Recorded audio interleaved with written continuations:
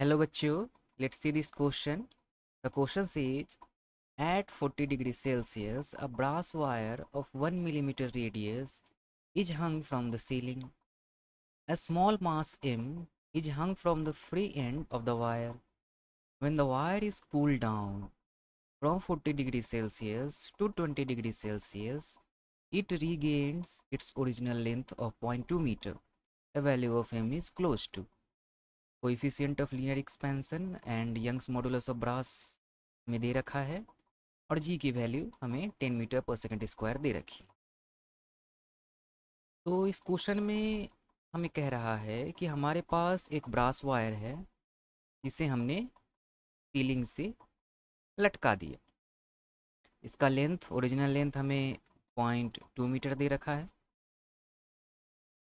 अब हम इस ब्रास वायर से एक छोटा सा मास एम लटका देते हैं। तो जैसा कि हम जानते हैं मास एम के लटकाने से इलास्टिक इलोंगेशन होगा और मान लेते हैं कि ये इलोंगेशन डेल्टा एल के इक्वल है। अब ये सारी चीज़ें हो रही थी जब रूम का टेम्परेचर 40 डिग्री सेल्सियस था। अब क्या किया गया कि रूम का टेम्परेचर घटाकर 20 डिग्री सेल्सियस कर लिया गया। तब क्या हुआ कि अब जानते हैं कि ये वायर जो है ब्रास का है, तो टेम्परेचर घटने से जो हमारा वायर है उसमें कंप्रेशन आएगा, वायर छोटा हो जाएगा। तो क्वेश्चन में हमें कहा गया है कि वायर छोटा होकर अपने ओरिजिनल लेंथ को गेन कर लेती है। तो वायर छोटा होकर अभी मास इससे लटका ही हुआ है लेकिन वायर फिर से अपने ओरिजिनल लेंथ एल को गेन कर ली है। तो इसका मतलब क्या हुआ कि जो कंप्रेशन जो थर्मल कंप्रेशन हुआ होगा, मान लीजिए ये डेल्टा एल हुआ होगा थर्मल कंप्रेशन, तो ये जो थर्मल कंप्रेशन डेल्टा एल है शुड बी इक्वल टू जो हमारा लॉन्गिट्यूडनल एक्सटेंशन डेल्टा एल हुआ होगा।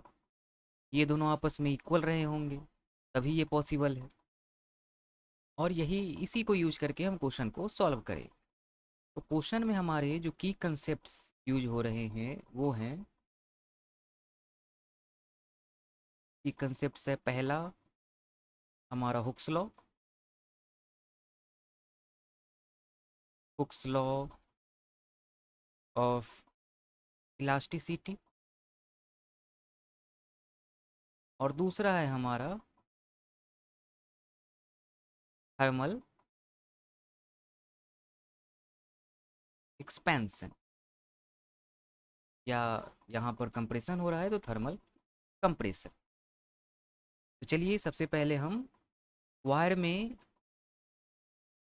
टेम्परेचर के चेंज होने से कितना चेंज आ रहा है ये डेल्टा एल, ये पहले फाइंड आउट कर लेते हैं। तो हमें वायर में दे रखा है कि इसका ओरिजिनल लेंथ एल वो है 0.2 मीटर।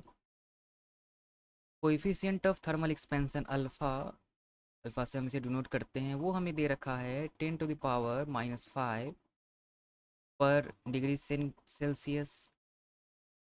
और टेम्परेचर टी इनिशियल हमें दे रखा है 40 डिग्री सेल्सियस, फाइनल टेम्परेचर हमें दे रखा है 20 डिग्री सेल्सियस। तो हमारा चेंज इन टेम्परेचर जो हो जाएगा ये हमारा हो जाएगा -20 डिग्री सेल्सियस। और ये माइनस शो कर रहा है कि टेम्परेचर में डिक्रीज हुआ है। हम माइनस साइन हटाकर इसे फॉर्मूला में यूज करेंगे ताकि हमें वैल्यू जो है वो पॉजिटिव मिले, ताकि हम आगे इसे इलोंगेशन से कंपेयर कर सकें। तो हमारा फार्मूला क्या होता है थर्मल एक्सपेंशन या कंप्रेशन का? ये फार्मूला होता है delta L is equal to original length L multiplied by coefficient of thermal expansion alpha multiplied by change in temperature. तो चलिए सारे वैल्यूज पुट कर लेते हैं। तो यहाँ से हमारा डेल्टा एल आएगा, ओरिजिनल लेंथ है हमारा 0.2 metre multiplied by coefficient of thermal expansion 10⁻⁻5 per degree Celsius, और चेंज इन टेम्परेचर है हमारा -20। हम सिर्फ 20 पुट करते हैं ताकि वैल्यूज़ हमारी पॉजिटिव आए। यहाँ सेल्सियस सेल्सियस को डिवाइड कर लेगा और हमारा चेंज इन टेम्परेचर के कारण जो चेंज इन लेंथ है, डिक्रीमेंट इन लेंथ है, वो हमारा आ जाएगा 4 मल्टीप्लाइड बाई 10⁻⁻5 मीटर। अब चलिए हम लॉन्गिट्यूडनल इलोंगेशन जो वायर में आ रहा है वो फाइंड आउट कर लेते हैं। तो हमें दिया गया है कि वायर का ओरिजिनल लेंथ जो है वो 0.2 मीटर है। यंग्स मॉडुलस क्वेश्चन में हमें दे रखा है वो है 10⁻11 newton per metre square. Radius of the wire हमें दे रखा है 1 मिलीमीटर, तो मीटर में ये हो जाएगा 10⁻³ मीटर। क्रॉस सेक्शन एरिया हमारा आ जाएगा पाई आर स्क्वायर, यानी पाई 10⁻³ स्क्वायर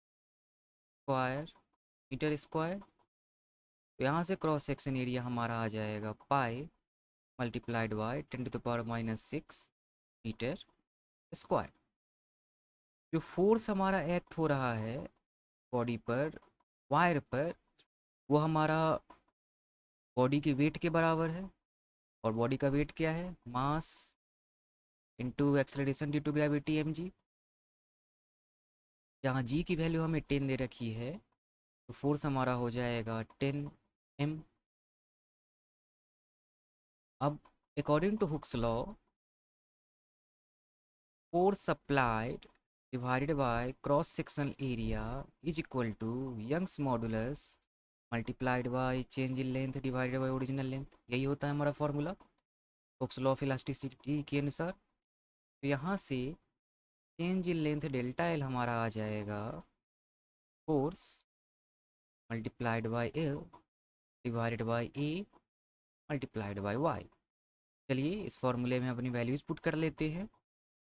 तो डेल्टा एल हमारा आ जाएगा फोर्स है 10 m multiplied by original length है हमारा 0.2 metres divided by cross sectional area A है हमारा pi multiplied by 10⁻⁻6 metre square multiplied by Young's modulus है हमारा 10⁻11 newton per metre square.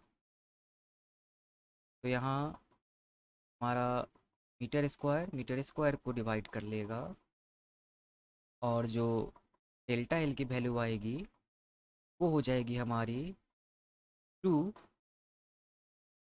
Multiplied by m divided by pi multiplied by 10⁻⁻5 metres. तो हमने change in length due to longitudinal stress ये निकाल लिया, change in length due to thermal compression ये निकाल लिया। अब हम दोनों को इक्वेट कर लेते हैं। तो ये longitudinal extension should be equal to thermal compression. तो यहाँ से हमारा हो जाएगा 2 capital M divided by pi multiplied by 10⁻⁻5। और चेंज इन टेम्परेचर के कारण जो कंप्रेशन आया था वो हमने फाइंड आउट किया था 4 मल्टीप्लाइड बाई 10⁻⁻5। दोनों मीटर्स में थे, तो मीटर मीटर एक दूसरे को कैंसिल आउट कर लेगा। 10⁻⁻5 10⁻⁻5 को कैंसिल आउट कर लेगा, 2 4 को डिवाइड कर लेगा 2 टाइम्स। तो यहाँ से हमारा m कैपिटल M की वैल्यू हो जाएगी 2 पाई। और चूँकि सारे वैल्यूज़ हमने SI यूनिट में पुट करे थे डिग्री सेल्सियस को छोड़ के, जो कि डिवाइड हो गया था, तो ये वैल्यू हमारी आ जाएगी केजी में। तो यहाँ से मास की वैल्यू हो गई 2 मल्टीप्लाइड बाई 3.14 केजी, या मास की वैल्यू हमारी हो गई 6.28 केजी। चलिए ऑप्शन देख लेते हैं। तो ऑप्शन हमारे सारे ऑप्शंस जो है ऑप्शन बी है 0.5 kg, ऑप्शन डी है 0.9 kg, ऑप्शन सी है 1.5 kg, ऑप्शन ए है 9 kg। तो जो हमारा मास आया है वो है 6.28 kg। और क्वेश्चन में हमें क्लोजेस्ट वैल्यू टू एम ये फाइंड आउट करनी है। तो ऑप्शन देख के हमें पता चलता है कि जो हमारा ए है 9 kg यही क्लोजेस्ट वैल्यू टू एम होगा। तो ऑप्शन ए हमारा करेक्ट ऑप्शन होगा। Hope you understood it well. Best of luck.